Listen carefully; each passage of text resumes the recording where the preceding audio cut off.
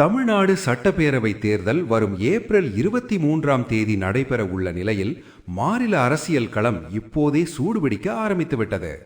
தொகுதி பங்கீடு, கூட்டணி பேச்சுவார்த்தைகள், தீவிர பிரச்சாரங்கள் என அனைத்து அரசியல் கட்சிகளும் முழு வேகத்தில் செயல்பட்டு வருகின்றன. இந்நிலையில் சட்டம் ஒழுங்கு பிரச்சினை, பெண்கள் பாதுகாப்பு மற்றும் போதைப் பொருள் பயன்பாடு ஆகியவற்றை கண்டித்து அதிமுக சார்பில் விழுப்புரத்தில் கண்டன ஆர்ப்பாட்டம் நடைபெற்றது. இந்த போராட்டத்தில் கலந்து கொண்டு பேசிய முன்னாள் அமைச்சர் சி.வி. சண்முகம் பேசிய கருத்துகள் தற்போது பெரும் சர்ச்சையை கிளப்பியுள்ளது. அவர் பேசியதில் முன்னாள் ஜனாதிபதி அப்துல் கலாம் கூறிய கனவு காணுங்கள் என்ற வாசகத்தை குறிப்பிடுகிறார்.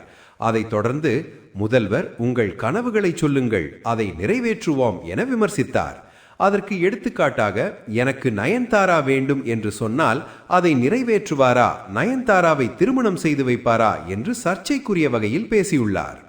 பெண்கள் பாதுகாப்பை குறித்து நடந்த போராட்டத்திலேயே ஒரு நடிகையை குறித்து இவ்வாறு பேசியது பலரையும் அதிர்ச்சியில் ஆழ்த்தியுள்ளது. இந்த கருத்துக்கு சமூக வலைதளங்களில் கடும் எதிர்ப்புகள் எழுந்து வருவதுடன் பலரும் கண்டனம் தெரிவித்து வருகின்றனர். இதனால் தேர்தல் சூழ்நிலையில் இந்த விவகாரம் மேலும் அரசியல் சர்ச்சையை கிளப்பியுள்ளது.